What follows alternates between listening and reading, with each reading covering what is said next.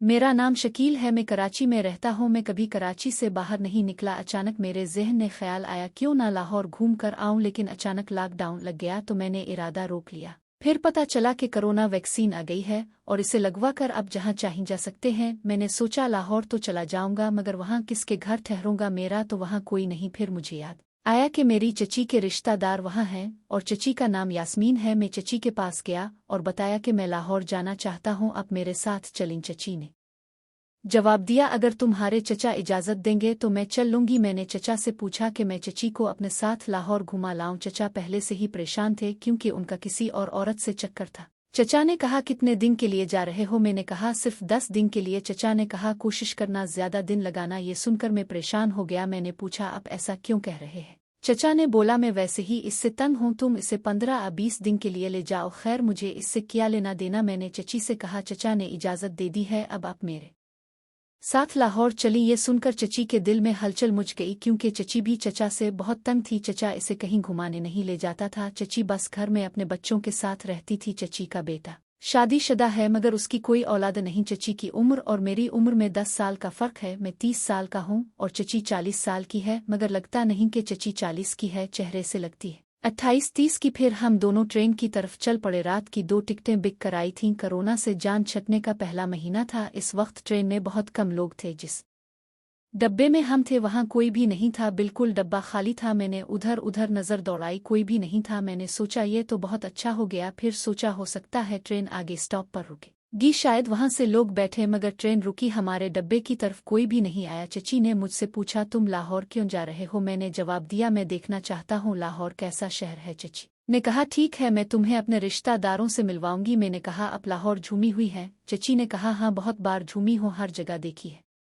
तुम्हें भी दिखाऊंगी। फिर मैंने चची की आंखों में देखा तो चची की आंखें प्यार से भरी हुई थीं। फिर मैंने बहाना बनाया कि सोने लगा हूँ। चची ने कहा, ठीक है, तुम सो जाओ। मैं तख्ते पर लेट गया। चची मेरे सामने बैठी थी और मुझे चूर नज़रों से देख रही थी। मैंने कहा, चची अब मुझे नींद आ रही है, मैं सो जाता हूँ। फिर चची ने कहा, मैं कहाँ सो? मैंने कहा, अब मेरे सामने वाले तख्ते पर सो जाए, पूरा डब्बा खाली है। चची ने कहा, मैं अकेले में नहीं सो सकती। मैंने कहा, चची मैं सोते वक्त नींद में घूमता रहता हूँ। चची ने कहा, अच्छा ही तो बहुत अच्छी बात है, मुझे मंजूर है, तुम मेरे साथ नीचे सो जाओ। फिर मैं तख्ते से उठा और नीचे सो गया। अब ट्रेन का पूरा डब्बा खाली था। मैं सोच में पड़ गया, अब क्या होगा? थोड़ी देर में मेरी आंख लग गई और जब उठा तो लाहौर आ गया था। रेलवे स्टेशन पर चची के 2 कजिन और चची की खाला लेने आईं। फिर हम दोनों उनके साथ चल पड़े। चची की खाला के 4 बच्चे हैं, 2 बेटे और 2 बेटियां। उनका घर 3 मंजिला था और तीसरी मंजिल पर एक कमरा था जहां मेहमान ठहरते थे। वो कमरा मेहमानों के लिए बनाया हुआ था। खाला के बच्चों के नाम सलमान, इमरान,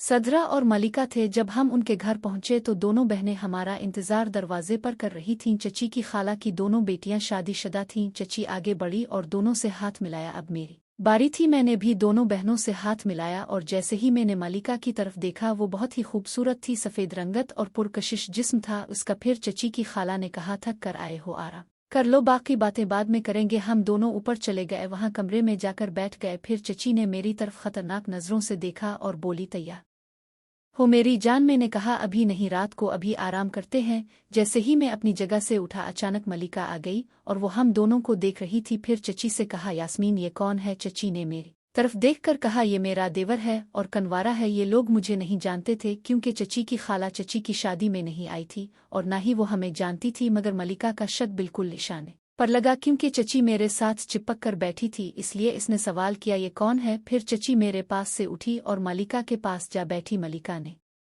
मुझे कहा कि अब कमरे से थोड़ी देर के लिए बाहर चले जाओ ताकि मैं अपनी खाला की बेटी से बात करूं। अचानक चची घबरा गई और उठकर बोली, जो भी बात है इसके सामने करो, ये क्यों बाहर जाए? मलिका ने कहा कि आपका देवर शादीशुदा है। चची ने कहा, नहीं, ये तो उनटच है। मलिका हंस पड़ी और बोली, ये उनटच है? फिर चची ने कहा, हाँ, ये कनवारा है। फिर वो मेरी तरफ देखने लगी, मुझे हसरत भरी निगाह से देखती रही। मलिका ने चची के कान में कुछ बोला, उसके बाद चची ने इसके कान में कहा, तुम्हारा दिल मैं खुश करूंगी। वो आवाज़ जोर से मेरे कानों तक पहुंच गई। फिर मलिका ने कहा, आराम से। तो वो बोली, आपके देवर ने भी सुन लिया होगा। फिर चची हंस पड़ी, तुम फिक्र ना करो, मैं पूरी कोशिश करूंगी। फिर कमरे से उठकर बाहर चली गई और चची ने दरवाज़ा बंद किया। कुछ देर बाद दरवाजे पर दस्तक हुई तो चची दरवाजे की तरफ गई और दरवाज़ा खोला और देखा कि अभी तक मलिका सामने सीढ़ियों के पास बैठी है। फिर मलिका ने चची की तरफ इशारा क्या यहाँ आओ चची उसके पास गई तो मलिका कहने लगी खाना तैयार है या जाओ अब। चची की खाला भी खाने के लिए बैठ गई। हम चारों ने खाना खाया क्योंकि चची के कजिन यानी सलमान और इमरान का खाने का सीट अब अलग था, इसलिए हम दोनों ने चची की खाला के साथ खाना खाया। चची की खाला को पेंशन मिलती थी, उसका शौहर सरकारी मुलाजिम था, उसका इंतकाल हो गया था, इसलिए इसने अपनी बेटियों को अलग कर दिया था। खाना पीना उनका अलग था। हमने खाना खा लिया, फिर टेबल से उठे और मैं कमरे की तरफ चला गया। चची मेरे पीछे आई और बोली चुल्लू घूम कर आते हैं जरा बाहर से। मैंने कहा ठीक है। हम दोनों बाहर चले गए और खूब घूमे। मीनार पाकिस्तान गए, वहाँ बहुत अच्छा लगा। फिर वहाँ थोड़ी देर बैठे और बात चीत करने लगे। इतनी देर में रात 11 बजे हम दोनों वहां से निकले, घर पहुंच गए। 2 घंटे घूमे, मजा आया। फिर हम दोनों चची की खाला के साथ बैठ गए और बातचीत करने लगे। इतने में मलिका भी वहां आ गई। फिर मलिका ने चची पर हाथ रखा और बोलने लगी क्या सुना है। मलिका चची के पास से उठी और मेरे बराबर में आकर बैठी, अपने आप को मेरे साथ टच करके बैठी थी। चची की खाला यहाँ वहाँ की बात करने लगी और हम सुन रहे थे। मैंने चची की तरफ देखा और बोला चुल्लू सोने। चची ने कहा अभी तो उठे हैं, नींद करके फिर से नींद आ रही है। मैंने कहा मुझे नींद आ रही है, तो चची ने कहा तुम जाकर सो जाओ, मैं खाला के साथ बैठी हूँ। मैंने कहा ठीक है। फिर मैं वहां से ऊपर चला गया और कमरे में जाकर बेड पर लेट गया। मैं लेटा ही था कि 5 मिनट के बाद मलिका वहां आ गई। मैंने मलिका को अपने बेड पर बिठाया और प्यार भरी बातें करने लगा और उसकी तारीफ करने लगा कि मलिका तुम बहुत खूबसूरत हो, और उसके गाल पर बोसा दिया तो मलिका शर्माने लगी। इसके बाद मैंने कहा मलिका मुझे नींद आ रही है, तो मलिका चली गई। इसके बाद मैं और चची दोनों सो गए। अब सुबह हुई तो मैं और चची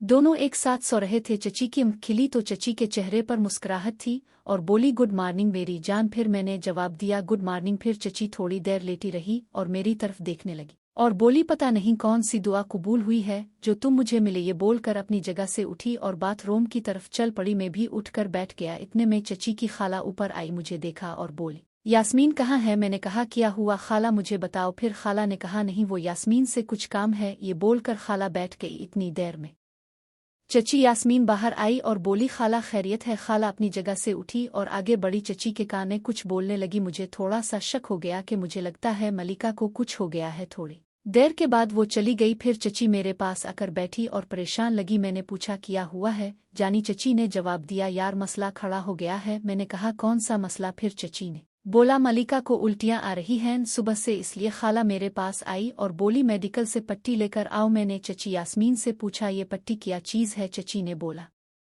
जब औरत को उल्टियाँ आती हैं तो समझ जाओ दाल में कुछ काला है, यानी बच्चे की खुशखबरी है। ये सुनकर मेरे कान खड़े हो गए। मैंने कहा क्या बात कर रही हो जानी। वो बोली ये सच है, वो माँ बनने वाली है। अच्छा ठीक है, हम दोनों चलते हैं मेडिकल की दुकान पर और पट्टी लेकर आते हैं, पता लग जाएगा। फिर मैं और चची मेडिकल की दुकान पर गए तो वहां से पट्टी खरीदी, घर की तरफ आ गए। पट्टी को चची ने खाला के हाथों में रख दिया और बोली चेक कर लो। खाला ने मलिका के हाथ में पट्टी रखी और बोली जाओ चेक करके आओ। फिर मलिका बाथरूम में गई और कुछ ही देर में मलिका बाहर आ गई और बोली कुछ भी नहीं है। खाला ने बोला फिर तुम उल्टियाँ क्यों कर रही हो। दरअसल मैंने कोई चीज़ खा ली होगी इसलिए मुझे उल्टियाँ आ रही हैं। इसके बाद मलिका आराम से सीढ़ियों पर पाँव रखा और ऊपर आने लगी। चची ने इसका हाथ पकड़ा, ऊपर ले आई। फिर मलिका ने बोला मैंने उम्मी से झूठ बोला है। चची ने अचानक से बोला क्या तुमने खाला से झूठ बोला है। तो मलिका ने बोला मैं माँ बनने वाली हूँ। तो चची सर पकड़कर नीचे बैठ गई और मलिका मेरी तरफ आने लगी। वो कमरे में जैसे ही अंदर आई मुझे गिले से लगा